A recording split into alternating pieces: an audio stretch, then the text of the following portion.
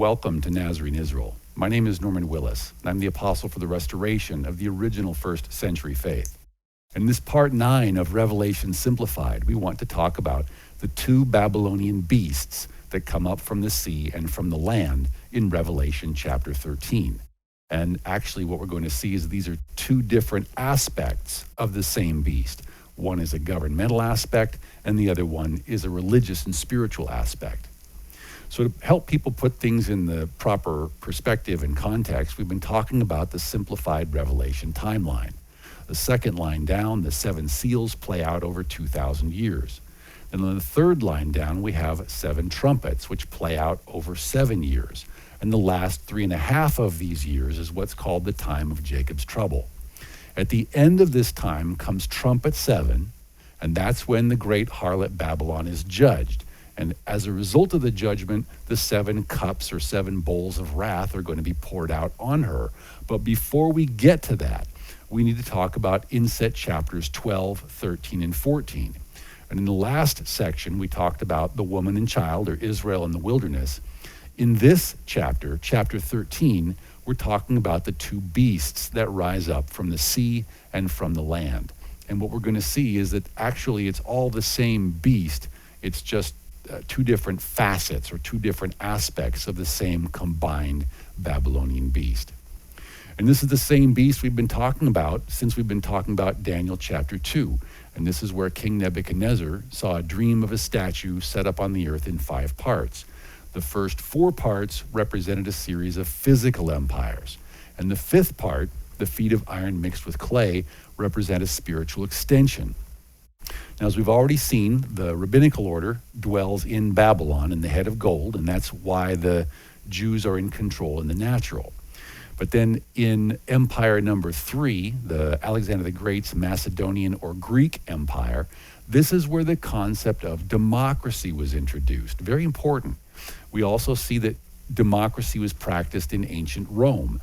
And still today, when we're talking about the Roman Christian nations infused with pockets of Islam, most of these Roman Christian style nations are, in fact, almost all of them are ruled by democracy.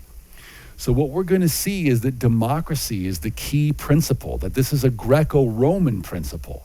And we're going to see that it basically is introduced by Esau. So Esau being Greece and Rome. And without this democratic principle, these 3 other theistic groups would not come together. So if we take a look at this in a different form, in sort of a schematic, we've taken a look at this before, but what we see is the same picture here with the black horse rabbis in the head, and they secretly pull the strings of the Pope and the United Religions Initiative. But then we see a red horse United Nations and a United Religions Initiative, that these are going to be sort of a firewall in between the rabbis, who are up top of the pyramid, and all the other religions of the world that are down sort of jammed below altogether, the white or pink horse combined with the green horse, the Muslim peoples, and all other religions are to be jammed together as what are called Noachides by the 7, what are called the Noachide laws. But one of the things we're going to see here that's very important, and we'll have to explain this later, is that the black horse controls the red horse governmentally in the here and now, here in the temporal realm. But we're also going to see later, when we get to chapter 18, that the red horse controls Babylon spiritually. So in other words, Babylon reports to Satan, effectively. So in the spiritual realm, it's the red horse. It's Satan that's in charge. But in the natural, we're going to see that it's the black horse that's in charge. So just sort of hang on to that thought. But the concept of democracy gluing everything together is very important one. And Yeshua spoke to this in Matthew chapter 12, starting in verse 25. And it says, "But Yeshua knew their thoughts and said to them, 'Every kingdom divided against itself is brought to desolation, and every city or house divided against itself will not stand.'" And as we see in other places, this is effectively what democracy is it's a means of taking a divided house and holding it together with a certain amount of glue, so to speak. In other words, everyone desires to be king, and so everyone with his vote, that's what holds the thing together. But continuing in verse 26, Yeshua says, if Satan casts out Satan, he's divided against himself. And this is what we see in the Babylonian kingdom. He says, how then will his kingdom stand? And in fact, we know that his kingdom will not stand, because this is what happens at trumpet 7, is the democratic principle no longer serves to hold things together. So here we go. This is an inset chapter, Revelation chapter 13 in verse 1. It says, then I stood on the sand of the sea, and the sea is symbolic of people.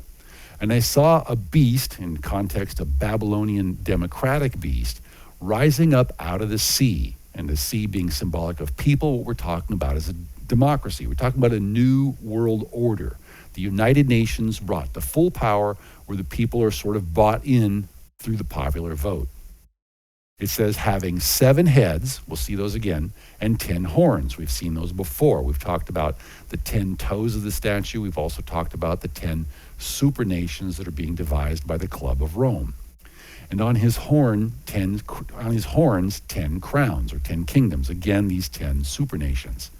And on his heads, a blasphemous name. Now the beast, or the beast government, which I saw, was like a leopard, which we saw before was Greece. His feet were like the feet of a bear, which is Medo-Persia, and his mouth like the mouth of a lion, which is Babylon. But now notice, it says, the dragon, me referring to Satan, gave him his power, his seat, and great authority. So if we take a look now in Daniel chapter 2, the head of gold symbolized Babylon. In Daniel chapter 7, Babylon was likened unto a lion. And here in the composite beast, the beast has a mouth of a lion, or mouth like a lion. In Daniel chapter 2, the Medo-Persian Empire was likened unto a chest and arms of silver. In Daniel chapter 7, the Medo-Persian Empire was likened unto a bear, and here the composite beast has the feet of a bear. In Daniel 2, the third empire, Alexander the Great's Macedonian or Greek Empire, was likened unto the belly and thighs of bronze. In Daniel 7, it was likened unto a leopard with wings, because it spread eastward so rapidly throughout the eastern leg of the Roman Empire. In Revelation 13, in the composite beast, the whole beast is like, it says it's like a leopard, because a leopard, and again, the leopard spread eastward so rapidly, but also Islam spread very rapidly throughout the globe. In Daniel chapter 2, we get to the 2 legs of iron, which is the Roman Empire. The spiritual extension is the feet of iron mixed with Islamic clay. In Daniel 7, this is likened unto the beast having iron teeth and bronze nails. Remember, bronze referring to Greece, but we also saw that Greece then morphs into clay. So then it becomes the beast of iron infused with pockets of miry Islamic clay. And here in the composite beast in Revelation 13, we're told that Satan is the one that gives them their power, their seat, and their authority. So we talk about the importance of having a seat. When we talk about a seat, we're talking about a throne, especially we're talking about a headquarters. So in January the 2nd of 2013, we read a report in Arutz Sheva, which is a Israel national news, where the Prime Minister Netanyahu and the government of Israel gave a seat for the Pope at King David's tomb. And so basically in the room above the tomb of King David, sometimes it's considered the room where the Last Supper was held. The papacy has now been given control over that room. So now today, as of 2013, the papacy has a seat in Jerusalem. And this is something they've been seeking for a long time, because it's literally the fulfillment of prophecy. So continuing on in Revelation 13 and verse 3, realizing that the papacy now has a seat, it says, and I saw one of his heads as if it had been mortally wounded. Now we're talking about the governmental beast, or the governmental aspect of the Babylonian beast. We're talking about level number 5. So we're discussing the Protestant breakaway, and we've got 2 heads we're going to see here. We've got Catholicism, and we've also got Islam. So we talk about a mortal wound delivered to Catholicism. We could be talking about the Protestant breakaway, except that that wound wasn't really mortal. It was a deep, severe wound, and they're attempting to heal it through the ecumenical movement, but it wasn't exactly mortal. The Ottoman Empire, we'll see in the next slide, now that was a mortal wound. The Ottoman Empire ceased to exist in 1922. So it says, and I saw one of his heads as if it had been mortally wounded, and his deadly wound was healed. And all the world marveled and followed after the beast. So again, we know that Rome and Islam operate together, just as Esau intermarried with Ishmael. And so these things, it's kind of hard to separate out. And again, we're talking about the governmental aspect of the beast. But when we talk about the Ottoman Islamic Empire, we're talking about Turkey. The Turkish Empire grew and grew until it was finally defeated at the walls of Vienna on September the 11th, 1683. And then the empire finally dissolved in 1922, after World War I. But it is believed that the events of September the 11th, 2001 are sort of symbolic of a restoration of we might call the Turkish or the Ottoman or the Islamic Empire, sort of as if to say, we're back, this kind of a thing. So continuing in verse 4, they worship the dragon. So the people worship the dragon, meaning Satan, who gave authority to the Babylonian beast. And they worship the Babylonian beast, saying, who is like him? Who is like the beast? And who is able to make war with him? So if we think about the Babylonian beast, we think about the entire Judeo-Christian and Islamic world, plus everything else that is presently held together with that Judeo-Christian and Islamic world through the principle of democracy. We're talking about almost the entire globe has been given into the hand of the beast. So again, who is like the beast and who can fight with him? So this is a time that's coming up. And in verse 5, we read that he was given a mouth speaking great things and great blasphemies. And he was given authority to continue for 42 months. And in context, this may be 42 months of the time of Jacob's trouble, when the abomination that makes desolate is set up on the Temple Mount. We don't know that, but that's a theory. We'll have to wait and see. But in verse 6, it says, then he opened his mouth in blasphemy against Elohim, to blaspheme his name, his tabernacle, and those who dwell in heaven. And it was granted to him to make war with the saints and to overcome them. And authority was given to him over every tribe, tongue, and nation. So this may very well be a future time of persecution. So we're talking about the time of Jacob's trouble. We imagine it's going to be more intense inside the land of Israel, but those members of Jacob living outside the land of Israel may not have an easy time of it either. We know there will be some places worse than others, but it'll be centered on the land, but also probably encompassing the whole world.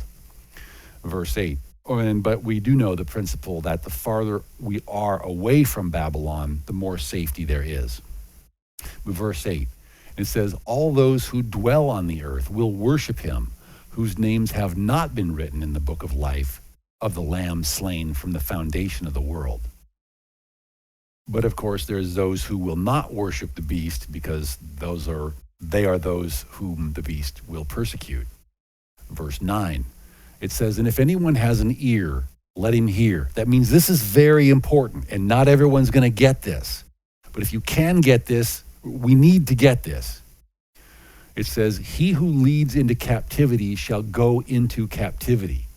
He who kills with the sword must be killed with the sword. Here is the patience and the faith of the saints. So it always distresses me. We see all these things where people are talking about how we're going to band together with arms and the Second Amendment and roll things back to the Constitution, effectively sort of shoot our way into the kingdom of heaven. And that is not what this verse says. If we have ears to hear, it says, here is the patience and the faith of the saints, because we're sent out like lambs among wolves. So it will be a time of trial for all of us. But again, Here is the patience and the faith of the saints. So Yeshua tells us in Matthew chapter 10 and verse 23, he says, and when they persecute you in this city, flee to another. For assuredly I say to you, you will not have gone through the cities of Israel before the Son of Man comes. So the concept we are to practice is that when we are persecuted, we are to move on and to take the Great Commission with us as a means of evangelizing the world.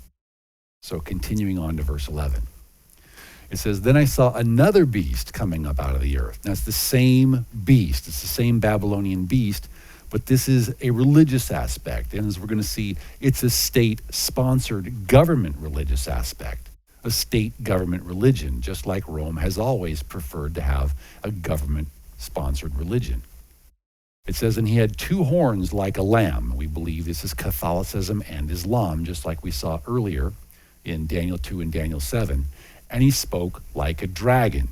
So once again, we've got a dragon speaking, but now there's two horns like a lamb. And we know it's a religious aspect, so it's going to be, just like we've seen before, we've got Catholicism and Islam, and we know that the two are linked. There's all sorts of spiritual indications that the two are linked. One of Emperor Constantine moving his capital to Byzantium or Constantinople, today called Istanbul. So I went to look up the similarities. This was many years ago. I went to look up the similarities between Catholicism and Islam, and I just Googled for images, and these are the first two images that came up. And notice the similarities between them. It's kind of ironic. This wasn't planned, but we have Catholicism and Islam. They both have steeples, which is symbolic of a phallus. They both have a cupola, which is symbolic of a mammary gland. And then they both have, in their own various ways, they have halos and sunshine and stars and crescents and all these various sorts of things. There's a lot of spiritual comparisons that can be made between Catholicism and Islam.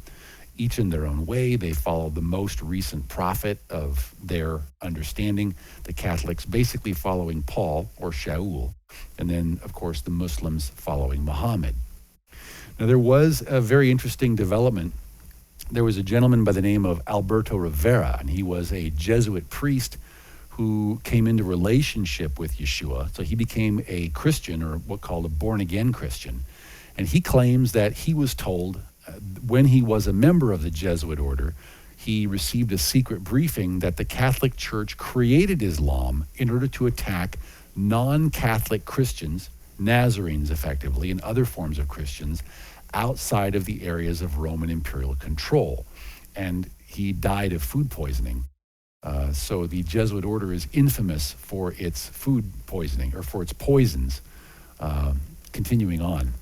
So Muhammad's first wife was named Khadijah, and she was reportedly a Roman Catholic nun who was assigned to Muhammad to help him develop his new religion.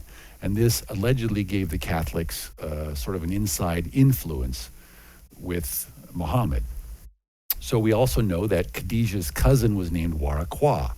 So Waraqwa, I don't know if I'm pronouncing that right. I don't speak Arabic. But Waraqwa was also reportedly a devout Catholic, and she helped Muhammad write down his visions and helped him to interpret them.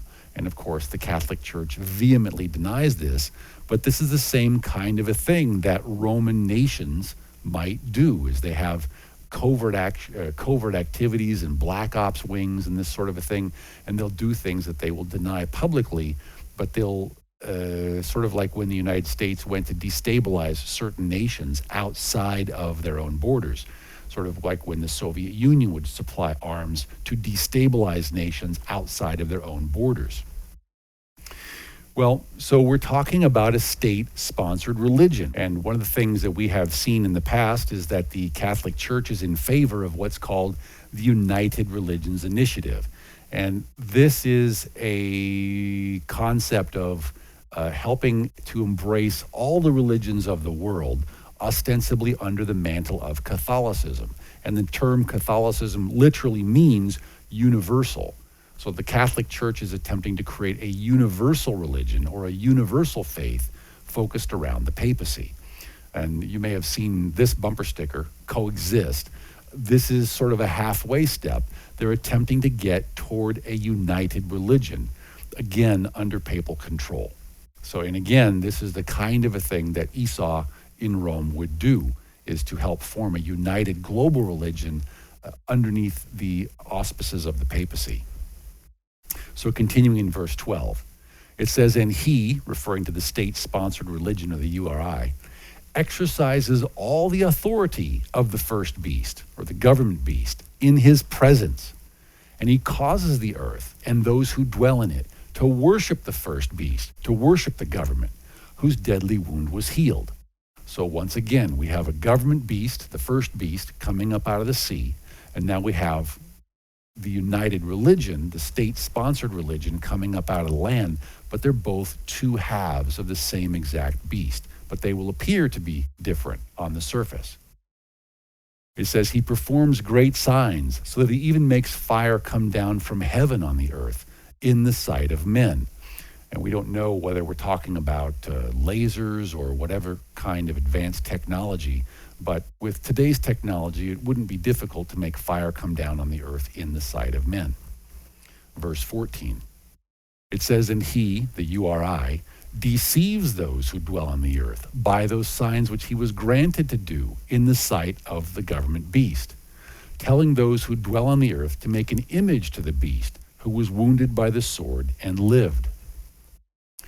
He was granted power to give breath or spirit to the image of the government beast, that the image of the beast should both speak and cause as many who would not worship the image of the beast to be killed.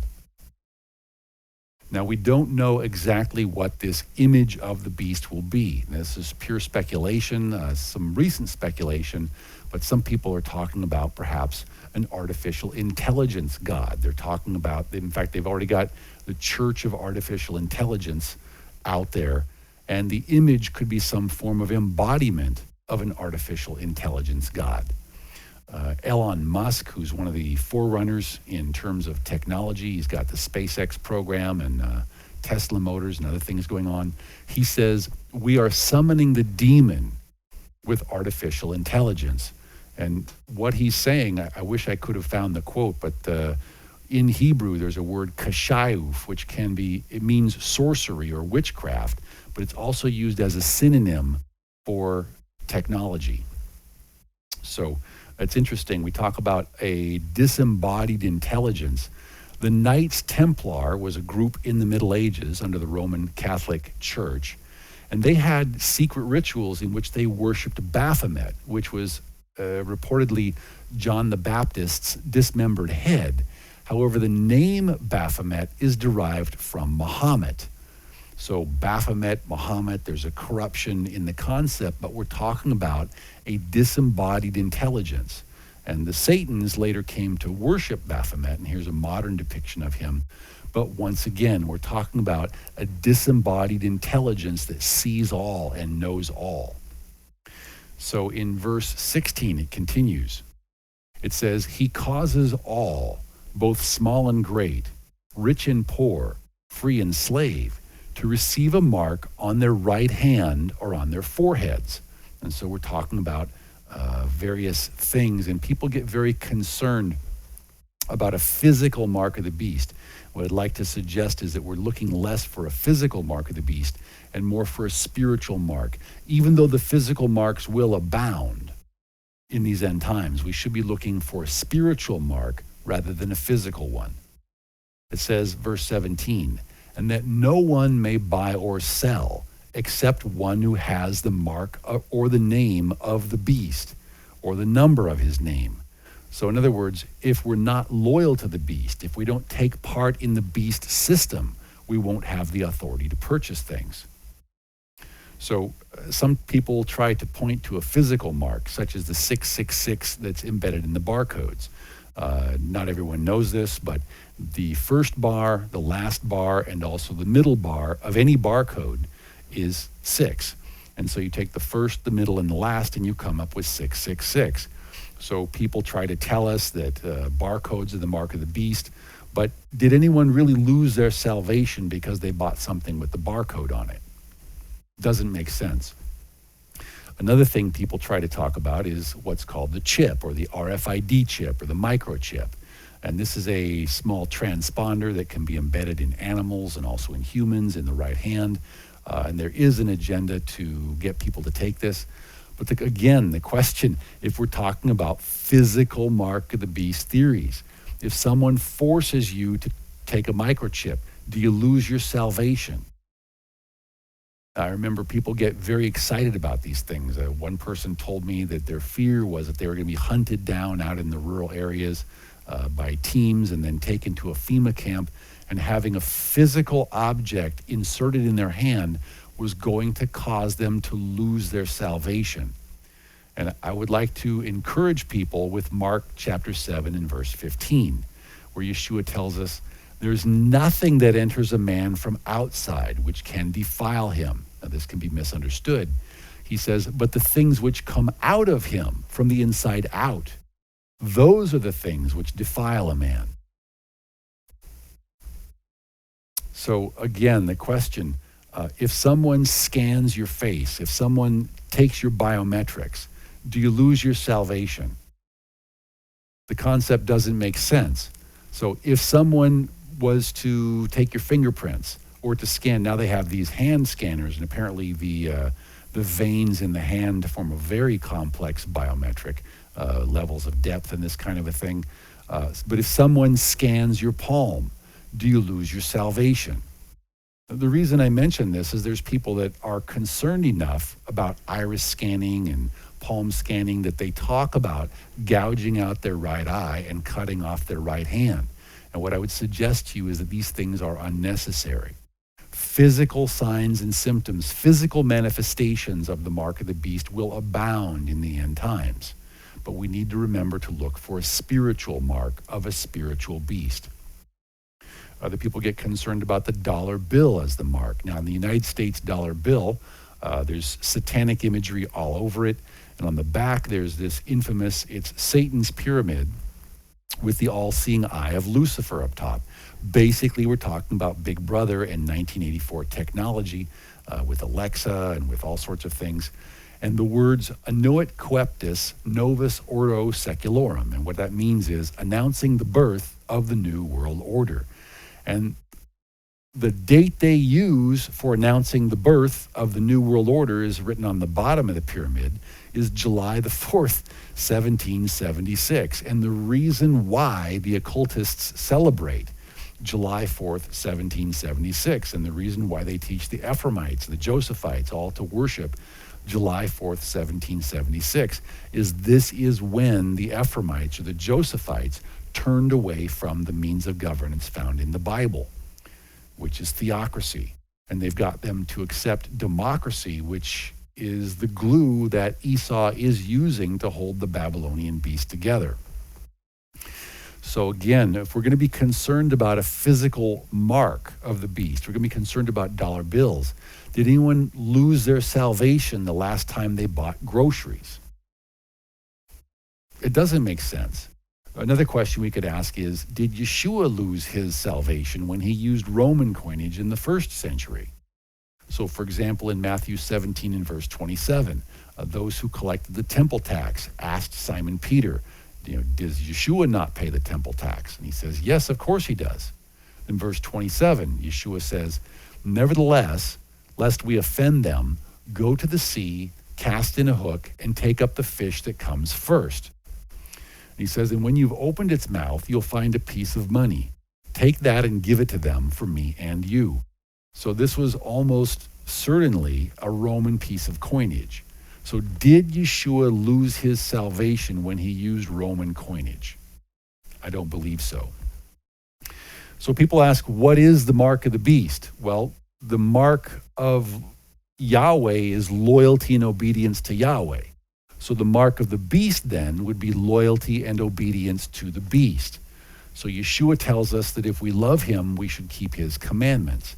Obviously, if we love the beast, we're not going to keep Yeshua's commandments. We're going to do those things that the beast would have us do. So, verse 18, it says, here is wisdom. Let him who has understanding calculate the number of the beast, for it's the number of a man, and his number is 666. And in Greek, that translates to Chi Shai Stigma. Now, we're going to see that there's two legs of Rome, and there's the feet of iron mixed with Islamic clay, and there's two aspects of the second beast, because there's two horns that two horns like a lamb, but he speaks like a dragon. So we're going to see two fulfillments of this. The first one, which is the primary one, is Vicarious Filii Dei, and this pertains to Rome. And the second aspect is what's called the Bismillah, and this pertains to Islam. So the term for the Catholic Church, Vicarious Filii Dei, this comes from a forged document called the Donation of Constantine. And this forged document allegedly gave the papacy control of the western leg of the Roman Empire. Now, there's some very special things about this term Vicarious Filii Dei. So the term anti-Messiah, when we talk about an anti-Messiah, we're not so much talking about someone who fights against the Messiah or someone who seeks to kill the Messiah. But what we're talking about is a false Messiah or a substitute Messiah, someone who's given to us in the place of the Messiah. And this is the Pope's name. This is what Vicarious Filii Dei means. It literally means in the place of the Son of the Deity, or instead of the Son of the Deity. And this is why the Pope is oftentimes called the Vicar of Christ, or the substitute for Christ. And there's many languages that use what's called gematria. And gematria is where the language, each letter in the language has a numerical value to each one of the letters. And we take the gematria of Vicarious Filii Dei in Latin and add them all together, we equal the term we come up with the sum of 666. So then with the Islamic aspect, we give credit to this to two gentlemen, one by the name of Simon Altaf and another by the name of Walid Shubat.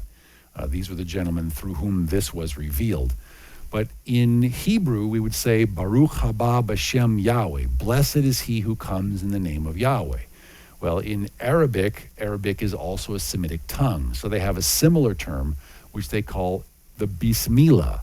So this term Bismillah refers to the name of their God, Allah.